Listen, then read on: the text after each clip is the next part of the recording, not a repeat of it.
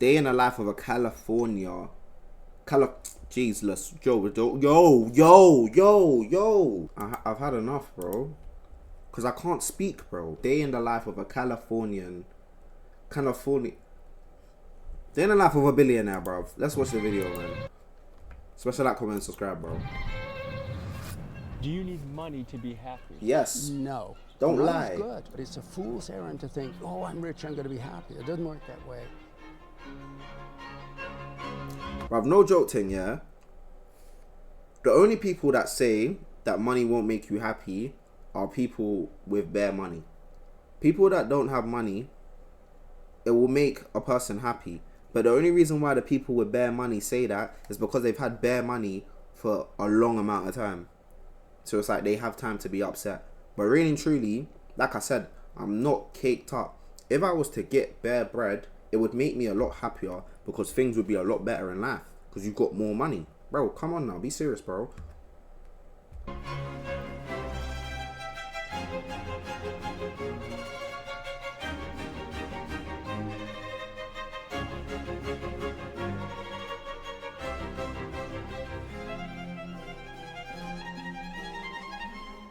Let the money come when it comes. And it'll come maybe when you're in your 20s or 30s or 40s. It doesn't really matter that much.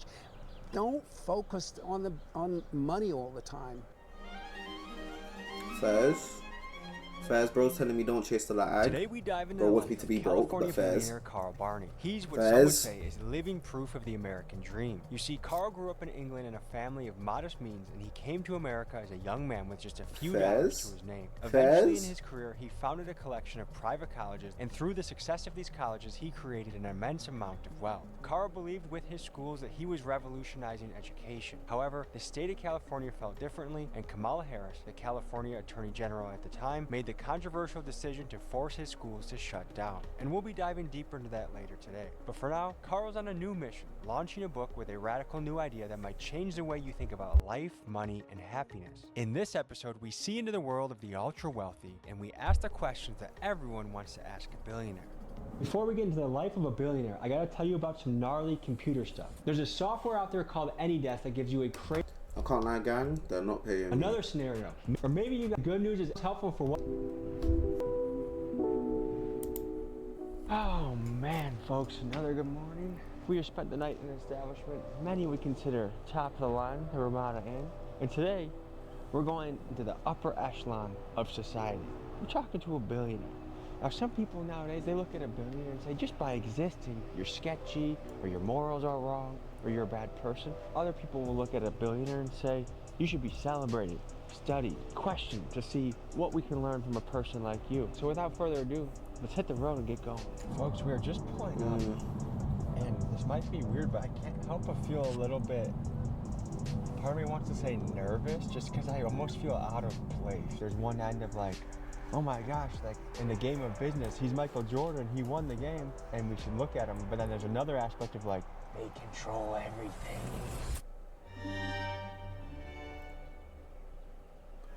Why have you just done that to me? Why have you just showed me that? Like, I don't want to see this, bro. Why are you showing me this, bro? No offense to him, but it's like, bro, why are you doing this, bro?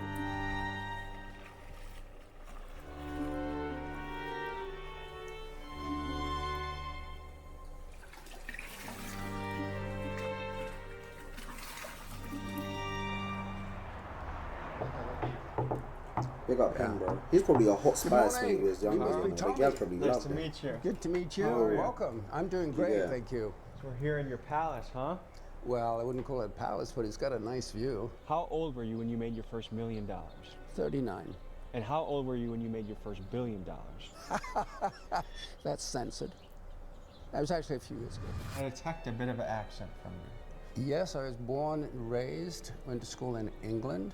When I was 18, I left England. I traveled overland from England, London, through France and Italy, Yugoslavia, Bulgaria. Spent 5 years in Australia, traveling around all Australia, and then came to the great United States. Right now, we are in a magnificent, beautiful house. How'd you grow up? We were not very poor, but we didn't have any money. There was 6 of us to feed. This was right after the war in England, the Great War. The Food World was still War II. being rationed for up to 10 years after the war, right? Exactly, you know that. That's good. You must have read a book, something about that. So yeah, there was rationing, and you know, we're very frugal, live very modestly. How old is he, bro? What do you mean right after the war? I think a lot of young people, especially young men right now, are feeling like they need to be a millionaire when they're 20 or they're 18, and they feel this grand urgency to do so. What would you tell them? I'd say urgency is great, ambition is great, but don't press it. Let it happen, let it unfold. Pursue your dreams, pursue a purpose. Know what your purposes are. See, when I'm telling guys this, they might not be taking me in. But now that a billionaire has said this to you, bro, I've said this, chase your dreams, lock it in, bro. Even if you have to take a little bit of time away from life, you're still young in the grand scheme of things, bro. Lock in, bro. Chase your dream, bro. Give it a little bit of time. If it doesn't bang, then it just wasn't meant for you, innit? But take your time and lock in, bro. Don't be disheartened after like a year or two and you ain't blown. Why? It took bare man to blow. But it took bare man bare time to blow, bro. Do you get it? Come on now, bro. Don't be disheartened, bro. My purpose was education. I wanted to do 2 a Chainz great didn't become a job big rapper in till he was teaching people. 31. That's where I Or in made his my money, 30s. in education. Come on now, bro. But the education came first and the money came secondary. Let the money come when it comes. And it'll come maybe when you're in your 20s or 30s or 40s. It doesn't really matter that much. Don't focus on money all the time. It'll take care of itself. Did ever in your dreams think you'd be in a multi-million-dollar house on the coast of California? Yes, I did. Actually, yeah, I'm a big believer in dreams. You just wrote a book focusing on happiness. Why? Well, it was an experiment that I conducted, and I saw the results of the experiment. I saw people getting happier. And I thought, wow, this is working. I better write a book. I had no intention of writing a book until I saw what happened. I found it was inspirational, and I thought the world needed to know about this innovative way of increasing your happiness. He Have seems you like ever such a nice been guy. depressed before? I was depressed one time in my life when I was a teenager. I just couldn't figure it out. And I made the mistake of What did he say? This a long time ago. What did he say? I was depressed way of increasing your happiness. Have you ever been depressed before? Oh. I was depressed one time in my life when I was a teenager. I just couldn't figure it out. And I made the mistake of reading, and this is a long time ago, I made the mistake of reading a book on psychology, which made me even more depressed. But I was depressed, I think, for about 2 days. Do you need money to be happy? No. It's Money's not good. fast, bro. It helps with happiness, no question about it. There's a lot of values you can get from money. But it's a fool's errand to think, oh, I'm rich, I'm going to be happy. It doesn't work that way. Money is secondary to having something inside of you, your dreams, your goals, your ambitions. That's the main thing. And then make as much money as you need to fulfill your dreams.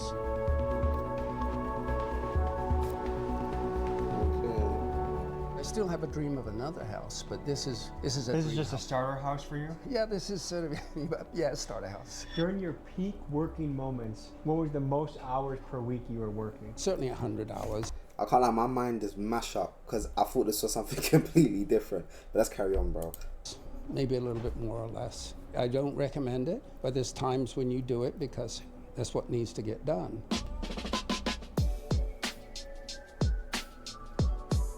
This is an interesting painting. It's not a mural, it's a fine art done by Brian Larson. This painting over here is Prometheus. And you know the story of Prometheus? He took fire, which symbolizes enlightenment. The enlightenment from the gods, the fire from the gods, and brought it to man. If you don't mind me asking, what is the most you've ever paid for a piece of artwork? A few $100,000. Wow. The first Fabulous. college I did was Matthew Arnold College in England, where I studied language and math, and I finished the math course, but then I went to Australia, so I didn't complete the full program. Then in Australia, I took a course in accounting and did not care for it, so I dropped out of it. Do you still need to go to college to succeed? In some fields, you need to go to college. Obviously, if you're going to be a doctor, you've got to go to college. If you're going to be a lawyer, you have to have a law degree. You have to do so. There's some fields. So I would say yes, absolutely, and no, absolutely. It depends what you want to do. Can we check out your kitchen? Now you're getting That's very fair. personal. Yes. But yeah, I'll make an exception. Okay, Come on, okay. we'll take a look at the refrigerators.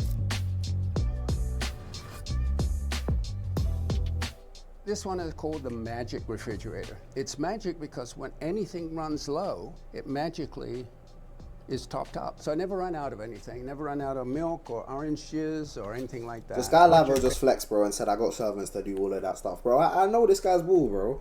Favorite food? I love the morning succulent oranges, fresh, cool oranges. I love the food once in a while, going out to dinner, but I have a wonderful housekeeper. Her name is Lorena. She just cooks clean and wholesome. I will have an occasional wine once in a while, but very rarely. I stay off alcohol. Am I right in guessing that sugar is also a minimum in your diet? Oh, sugar is death.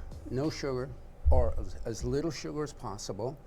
And lots of protein, particularly when you're getting older. I saw you at a gym downstairs.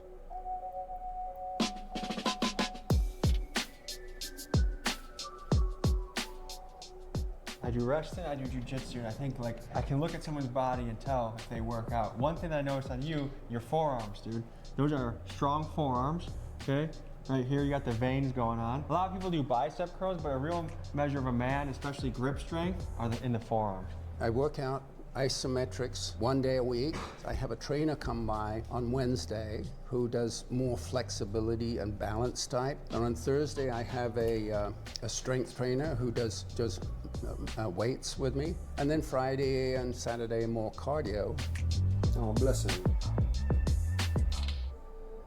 Everybody has an age. You know, I'm going to live until I'm 80 or 90, or maybe they shoot for 100. He said, well, why not extend it? Why not go for a bigger number? So I thought, well, what can I really? I said, what's the record? It's a bit over 120. I think it's 122 is the record. I think, well, I can shoot for. No guarantees, unfortunately. My doctors will not put it in writing. This is like the workroom, and I do reading, writing, computer stuff, meetings sometimes. Carl, I see you surrounded by a lot of books right now. Is there any one book that you would say has been most impactful on your life? Well, there's a lot of books that are impactful, but one major one has been Atlas Shrugged by Ayn Rand. Atlas Shrugged is a 1,000-page book by Ayn Rand, and it is basically the Bible for hardcore capitalists. The premise of the book is essentially that the hero, the entrepreneur, is continually overcoming rules and regulations put in their path by the enemy, the government, and it shows the entrepreneur's journey to overcoming this evil. This book is foundational to Carl's thinking and helps you better understand someone in the ultra-capitalist category.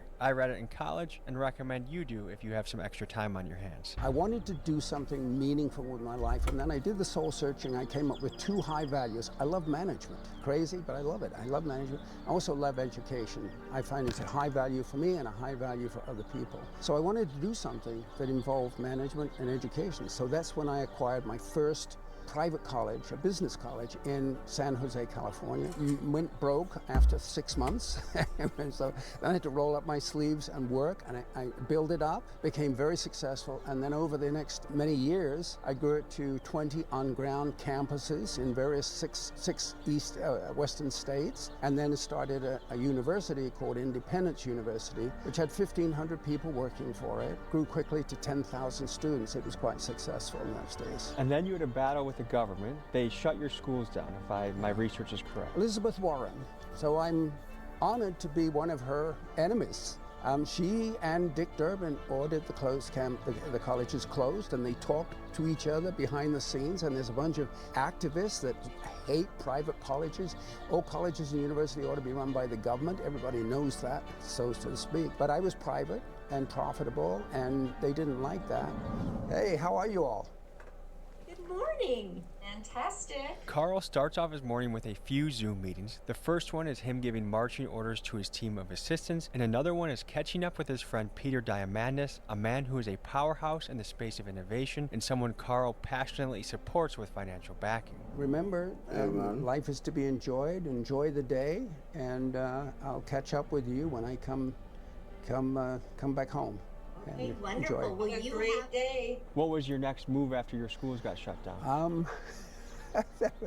I sort of coasted a little bit. I did some consulting work. I did a couple of things like that. But I think the next big thing was the book. And it took me 3 years to write the book, and now I'm working on promoting the book. Guys, there's something you should know. Carl has a free happiness quiz he designed to help you better understand yourself and how happiness comes to your specific personality type. I took this quiz and enjoyed reading through the results. If you would like to take it for yourself, the link is in my description. We're gonna do this after we watch this video. In my situation that have money and they don't know what to do with it. They give it away to charities, which is good.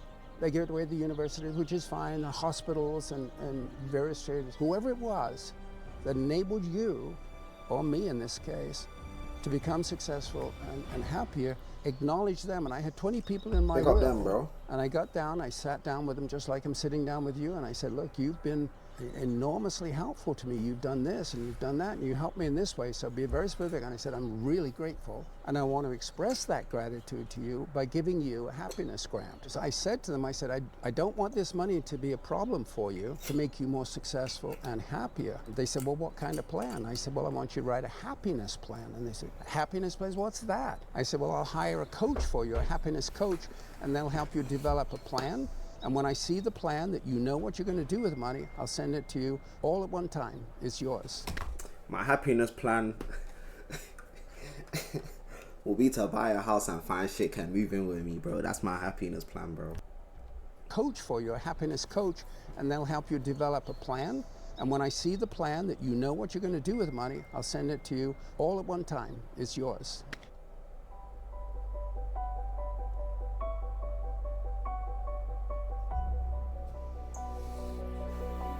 One thing that I'm observing is you can look at siblings within a family, and some are very ambitious, some are very lazy, and some are in between. To me, it almost seems like there's an intrinsic thing that some people have and some people don't. What do you think it is that sets the ambitious apart from the non-ambitious? I think there is such a thing as temperament, you know, how you're born. It seems to influence it. But I think there's an influence. I think beyond that, and what we can control, is what we read, people that we associate with, identifying early in life or later in life something that you love to do, that fascinates you, that motivates you. And then if you can do that, and some people do it and some people don't, and it evolves over a period of time until you say, hey, this is what I want to do with my life. In the pursuit of wealth, do you ever felt like you left relationships with family and friends on the back burner and you regret it? I was never in a pursuit of wealth, interestingly enough. I wanted enough money to not have to worry about it, but I never pursued wealth. I loved management, I love education, and I pursued that, and the money came. One thing I've come to learn about many of the ultra wealthy is they view time as their most valuable asset. So instead of spending extra time driving through LA traffic, we head to a private airstrip where Carl has a helicopter ride. Bro, they need to stop doing stuff like this, bro. I generally don't think that that's like a positive mindset to have, bro. Because God bless him, bro. But that's how Kobe died, bro. Bro was saying that driving takes too long. He was flying, helicopter crashed, and he died, bro. And it's sad, bro. But it's like, bro, that's so crazy, bro. Look, bro. No, you're mocking it. And these men all jump in the plane like it's just calm, bro.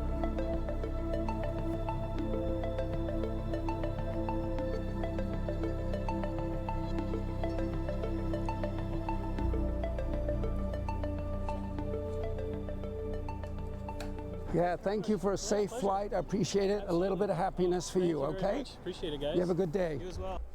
I'd love him if I was a waiter for him, because I know he's just gonna be, thank you for serving me. $600 in my hand. I'm like, raw. See you on the way back. I know, big up to him, you know, bro. but the American dream is so important.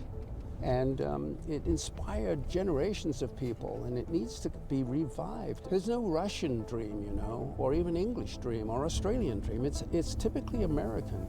And that says something about the American mindset, you know, that we want life to be better for ourselves and our family. Why do you think so many people today feel like it's out of reach?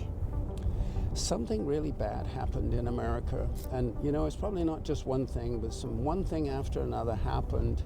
Somehow we've lost the spirit of America. We've lost the dream. Yeah. And that's very sad. So it seems like to me, the way you're articulating it, the American dream is not a thing, it's not a policy, but it is a belief in a better future that we had for many years in this country, but it's been dampened down in recent times. It's diminished and it's faded, and that's very sad.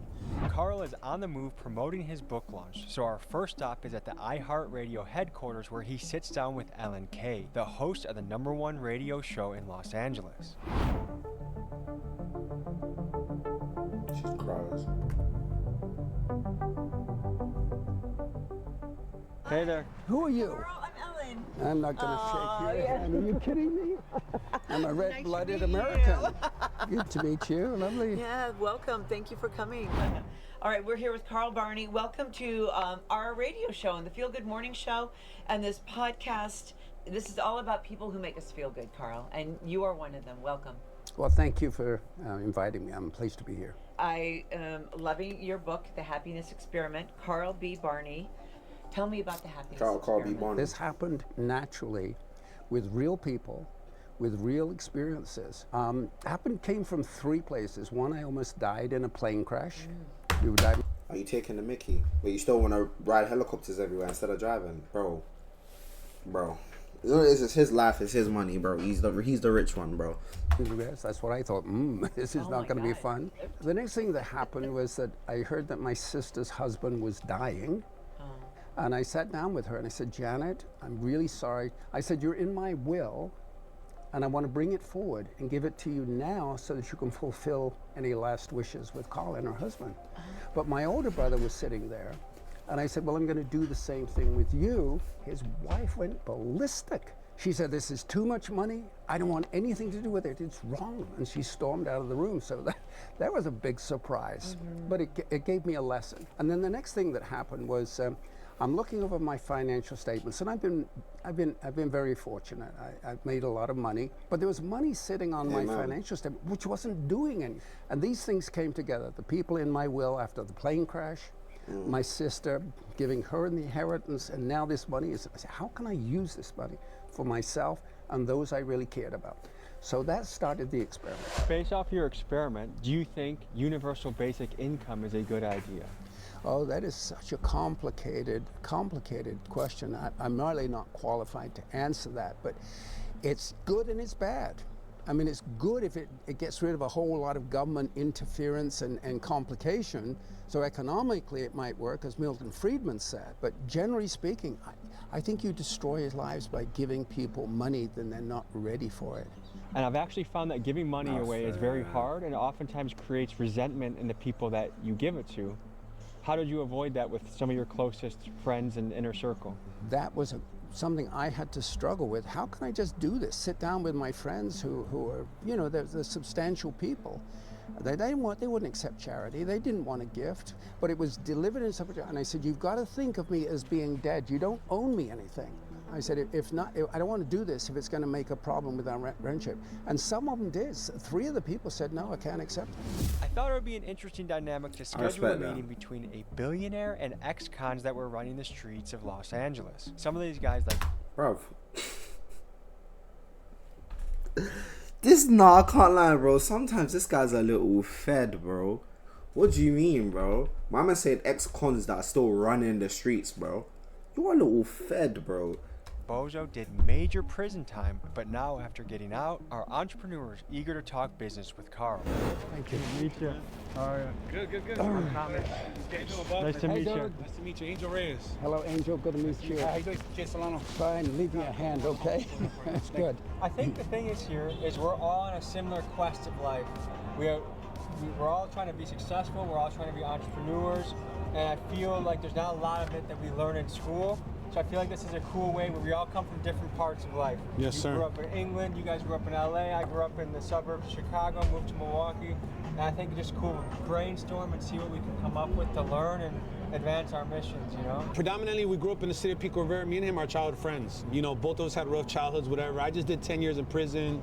I've been out about 9 years now. So after I did my 10 years, I told him I needed to get back on my feet, you know what I'm saying? Figure out something. I didn't want to. It was a revolving door, you know what I mean? I didn't want to go back to prison no more. I put myself through a trade school. I did photovoltaic, and also independently, I'm a recording artist.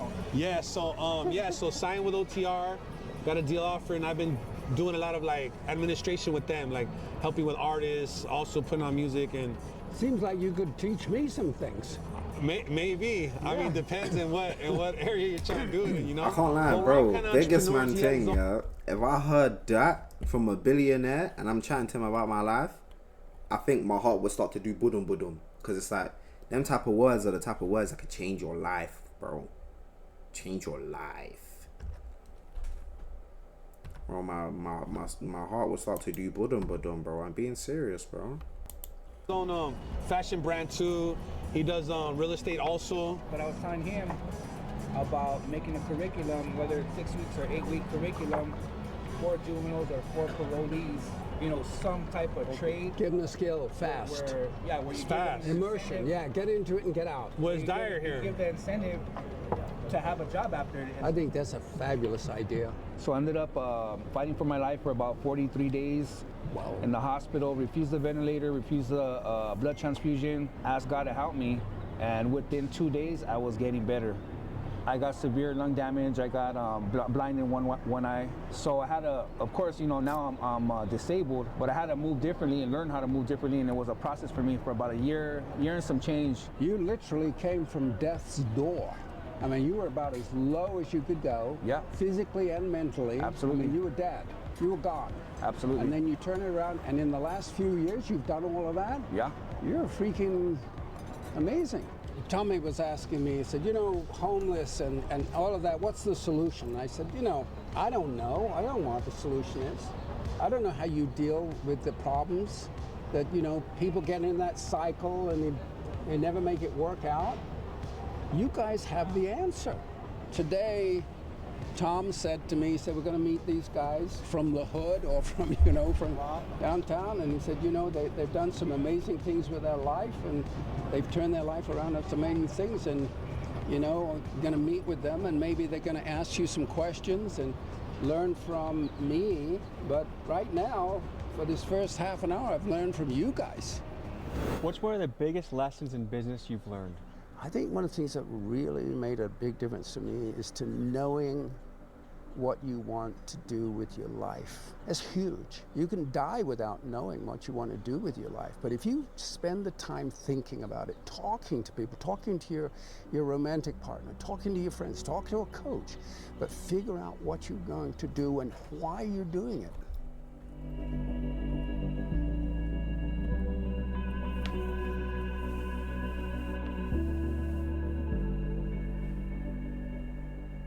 Carl, for the people out there that haven't accumulated a fortune yet, how can they use your book? How can they give back to their people?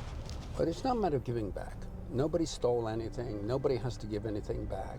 But people that have wealth, they want to use it in the service of their own happiness and the happiness of those that they care about, those that love, and for whom they are grateful. This is a wonderful mechanism of giving them not a bequest, but a prequest to enrich their lives, their success, their happiness.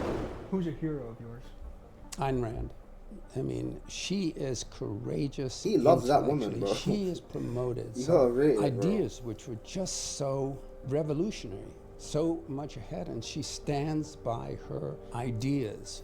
And she defends them, and she's articulate there. Who would write a book called The Virtue of Selfishness and put that in the title? And everybody knows that selfishness is an awful thing and so forth. But then when you get to understand, and that bothered me, I wasn't going to read that book. But then when I got into what she meant by that, which is living your own life and having the greatest life that you can and loving your own life and loving life. I don't agree with everything on Rand read and said, but in every substantial way, I think this woman is a hero. Carl heads to another radio show to continue promoting his book, and this time he sits down with the popular host Rick Dees. Hey, it's me. How are you, buddy? I'm good, and you? Good to see you, sir. My assistant is in love with you. Oh, no, I'm going to hug you for that. Oh, well, hug her. Well, I'll take that to her. She's going to be flipped out. First of all, she gets these. She's too hot. Shelly gets this. I'm going to sign it right now. Look at that. He knows how to write. By the way, it is. Bless him, bro. Big up him, bro. I am so very, very blessed to be in the presence of Carl Barney. And it is a joy to have you. This is a conversation, and I hope that anyone listening or even watching would take something away and say, I'm going to try that.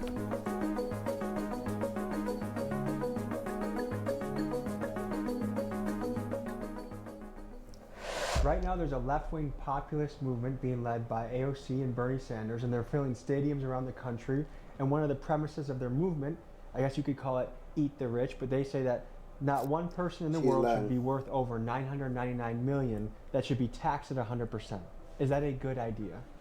It's evil. It's unjust. It's insane. It's communism.